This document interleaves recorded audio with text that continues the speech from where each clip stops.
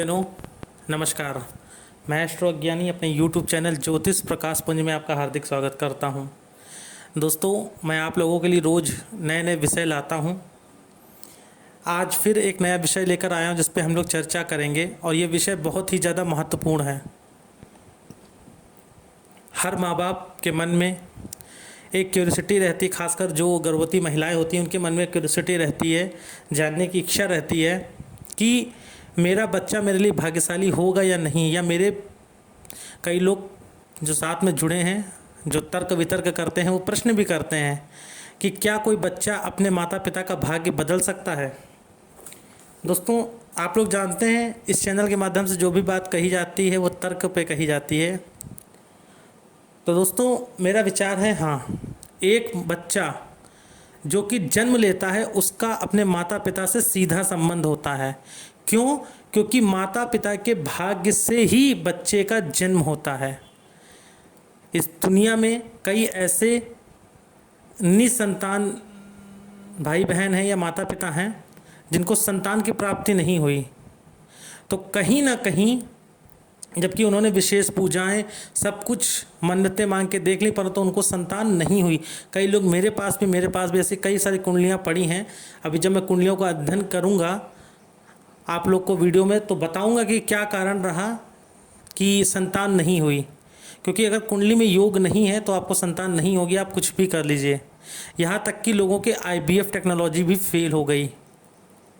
तो दोस्तों, इस बात में कहीं से कोई संशय नहीं है, कहीं से सोचने की ज़रूरत नहीं है कि संतान का जन्म माता पिता के भाग्य से होता है, अर्थात संतान उत्पत्ति में माता पिता के भाग्य की आवश्यकता भी होती है।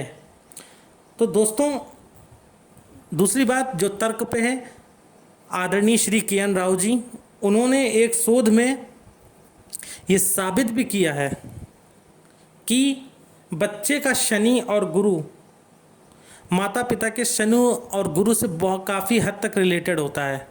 अब बात आती है शनि और गुरु क्यों। तो दोस्तों, तर्क पे मैं बात करता हूँ, तर्क पे देखिएगा। क्योंकि शनि मेहनत कराता है, शनि जीवन में संघर्ष, पराक्रम, बचपन को डिनोट करता है। अगर आपका जन्म में शनि बहुत अच्छा होगा तब भी आपका बचपन नहीं अच्छा होगा। लिख के रख लीजिएगा, देख लीजिएगा, जिसका शनि बहुत अच्छा होगा ना, बचपन उसका बहुत अच्छा नहीं रहता है। और शनि खराब हो जाएगा तब भी बचपन अच्छा नहीं रहेगा। तो क्यों? क्योंकि आप इस दुनिया में आएंगे, छोटे होंगे, तो आपका बचपन को जो रूल करता है वो शनि करता है। शनि अगर आपका बहुत अच्छा है, मकर या कुंभ का तुला का बैठा है, तो बचपन बहुत अच्छा नहीं रहेगा। बाद में आप जितने बड़े होते जाएंगे उतनी तरक्की करते जाएंगे, आपके पैदा होने के बाद चीज़ें खुलती जाएंगी। परंतु शनि अगर अच्छा नहीं है तो जीवन अच्छा बचपन में नहीं होगा। आगे चल के शनि अगर अच्छा है कुंडली में तो धीरे धीरे आप 27 साल के बाद तरक्की करते जाएंगे। अब बात आती है गुरु।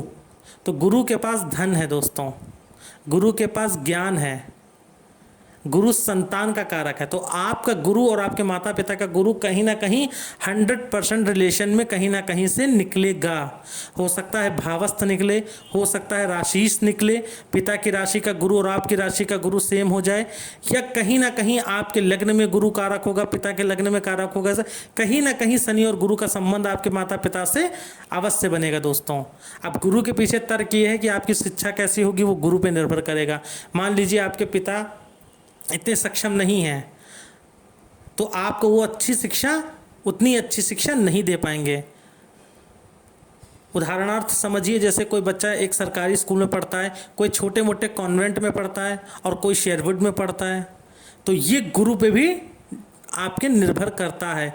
कुछ माता पिता ऐसे होते हैं जिनकी आर्थिक स्थिति अच्छी नहीं होती है, परंतु फिर भी वो अपने बच्चों को अच्छी शिक्षा देते हैं। तो मान के चलिए अगर ऐसी स्थिति है, आपके पास जन्मांक नहीं है, तो खुद को आकलन कर लीजिएगा कि आपका गुरु बहुत अच्छा रहा है। तो दोस्तों, बच्चे के भाग्य के साथ माता पिता के ग्रह जुड़े होते हैं। कई बच्चों के साथ आपने सुना होगा कि बच्चों के जन्म लेते ही जीवन माता पिता का पलट जाता है,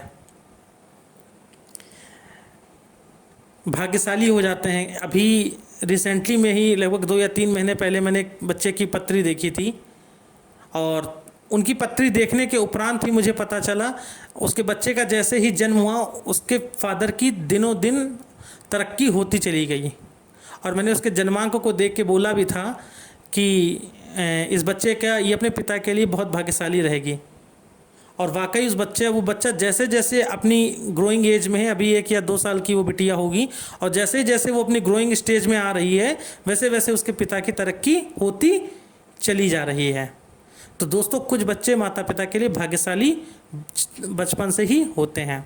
अब जानते हैं वो कौन सी युतियाँ बच्चों की कुंडली में होती हैं जो माता पिता के लिए थोड़ी सी दिक्कत का भी कारक बनती हैं दोस्तों।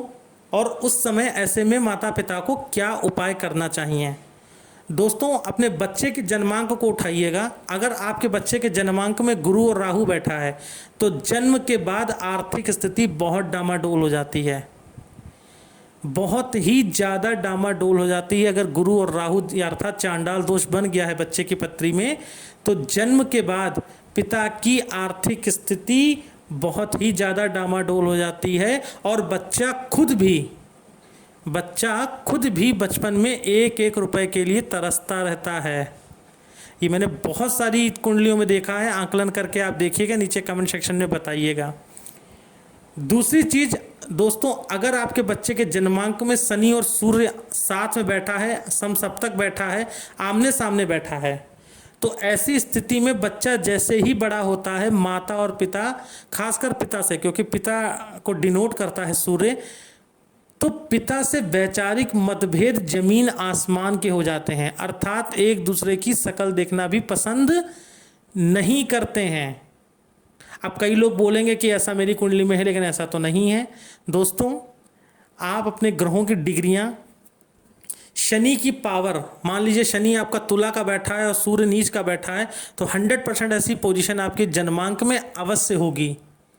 वैचारिक मतभेद एक टॉप लेवल पर होता है। मैं यहाँ ये नहीं कह रहा कि पिता का सम्मान नहीं करते या आप पिता को मानते नहीं, प्रेम नहीं करते, परंतु हाँ, अगर आप और पिता कहीं मान लीजिए एक बस में यात्रा कर रहे हैं तो 10 में से 8 बातें आपके और आपके पिता की आपसे नहीं मिलेंगी। तीसरी युति जो होती है दोस्तों, वो शनि और चंद्रमा की होती है। अगर आपके जन्मांक में शनि और चंद्रमा आमने सामने बैठा है, शनि के साथ चंद्रमा बैठा है, तो एक उम्र के बाद माता से बहुत ज़्यादा मतभेद होने लगते हैं। एक उम्र के बाद लगभग 26 साल या 27 साल के बाद माता से क्योंकि जो शनि होता है दोस्तों, वो 27 साल के बाद ही पॉजिटिव या नेगेटिव फल देना शुरू करता है। तो दोस्तों 27 साल के बाद आपकी माता से आपको किसी विषय पर लेकर बहुत ज़्यादा वैचारिक मतभेद होने लगेंगे। दोस्तों, ये 3 युतियाँ मैंने बताई जो बच्चे के जन्म के बाद आप उसके जन्मांक को देखकर जान सकते हैं। अब बात करते हैं दोस्तों कि इन चीज़ों से बचने का क्या उपाय कर सकते हैं। मान लीजिए अगर आपके बच्चे की कुंडली में आपका बच्चा है, आपने किसी अच्छे ज्योतिष को दिखाया है, ज्योतिष ने बता दिया कि इसको गुरु और राहु की दिक्कत है, गुरु और राहु चांडाल दोष में बैठे, तो ऐसी स्थिति में पिता को भगवान विष्णु की आराधना करनी चाहिए। अगर पिता ऐसी स्थिति में भगवान विष्णु की आराधना करता है तो बच्चा बहुत लायक बनता है। मैंने बहुत सारे जन्मांकों में देखा है। अगर हालांकि वैचारिक मतभेद कम नहीं होंगे, क्योंकि अवश्यम भावी भावनाम प्रतिकारो भवे यदि प्रतिकूलम की नूनम चानल युधिष्ठिरा। अवश्यम भावी का प्रतिकार नहीं होता। माता पिता से वैचारिक मतभेद रहेंगे, पिता की आर्थिक स्थिति बहुत अच्छी नहीं रहेगी, परंतु अगर पिता विष्णु जी की पूजा करने लगता है तो बच्चे का जीवन, बच्चे का कैरियर बहुत अच्छा हो जाता है। दूसरी स्थिति की बात मैं करता हूं जिसमें मैंने शनि और चंद्रमा के बारे में बताया। दोस्तों, शनि और चंद्रमा की युति अगर आपके जन्मांक में है, बच्चे के जन्मांक में है, तो ऐसी स्थिति में माता को पूर्णमासी का व्रत करना चाहिए। ऐसा करने से पूर्णमासी का व्रत, पूर्णिमा का व्रत माता को हर हालत में रखना चाहिए, या माता को भगवान भोलेनाथ की पूजा अवश्य करनी चाहिए। और साल में 1 बार बच्चे को या 2 बार बच्चे को माता के जन्मदिन पर रुद्राभिषेक जरूर कराना चाहिए। ऐसी स्थिति में ऐसा करने से बच्चे की तरक्की दिनों दिन होती चली जाती है। तीसरी युति जो मैंने दोस्तों बताई थी शनि और सूर्य वाली। दोस्तों अगर शनि और सूर्य आमने सामने बैठे हैं या शनि और सूर्य साथ में युति में बैठे हैं तो ऐसी स्थिति में पिता को काले तिल जल में डालकर सूर्य को अर्घ देना चाहिए दोस्तों। तो वैचारिक मतभेद कुछ हद तक कम हो जाते हैं। तो दोस्तों मुझे उम्मीद है आपको ये जानकारी पसंद आई होगी। बहुत गूढ़ जानकारी है, कहीं आपको जाने की ज़रूरत नहीं है। आप अपने बच्चे की पत्री उठाएं और पत्री उठाने के उपरांत आप बच्चे का आकलन खुद कर सकते हैं कि इसको ऐसी युति अगर है तो आप ये उपाय कर सकते हैं। दोस्तों अगर जानकारी आपको पसंद है तो प्लीज़ लाइक ज़रूर करिएगा, प्लीज़ शेयर ज़रूर करिएगा, वीडियो को अंत तक पूरा देखा करिए दोस्तों, क्योंकि ताकि कोई भी जानकारी आपसे छूटे नहीं। दोस्तों उम्मीद करता हूँ आपको जानकारी पसंद आई होगी। फेसबुक पेज पे देख रहे हैं तो पेज को लाइक ज़रूर करिएगा, चैनल पर फर्स्ट टाइम विजिट कर रहे हैं चैनल को सब्सक्राइब करिएगा। नीचे कमेंट सेक्शन में अगर आपके साथ ऐसा है तो अवश्य बताइएगा कि हाँ मेरे साथ ऐसा हुआ है। दोस्तों प्रेम यूं ही बना रहे, साथ यूं ही बना रहे। अब चलते हैं, साधना तोमर जी ने कल एक प्रश्न किया था। मैंने बोला कि लोग कमेंट सेक्शन में प्रश्न करते हैं तो मैं इसका उत्तर दे देता हूँ। जब उन्होंने मुझसे कल प्रश्न किया था तो प्रश्न काल के अनुसार उन्होंने पूछा था, साधना तोमर मोदी नगर से हैं, इन्होंने पूछा था कि इनको ज़मीन को लेकर कुछ दिक्कत चल रही है। साधना जी अगस्त के बाद आपके ज़मीन के योग बनेंगे, हनुमान चालीसा का पाठ नित्य करना शुरू करिए उस ज़मीन को लेकर। आप मंगलवार से, किसी भी मंगलवार से हनुमान चालीसा का पाठ करना शुरू करिए। विस्तृत जानकारी के लिए आप पेपर कुंडली का अध्ययन करा लीजिएगा, क्योंकि मंगल की पोजीशन को देखकर ही मैं एग्जैक्टली डेट आपको बता पाऊंगा कि आपका कब तक का समय उचित रहेगा ज़मीन को सेल करने का। तो दोस्तों प्रेम ही बना रहे। अगर आपके भी कोई प्रश्न है तो प्लीज़ नीचे कमेंट सेक्शन में आप पूछ सकते हैं, एक प्रश्न का उत्तर मैं तुरंत दूंगा। तो जय भोले, जय श्री राधे।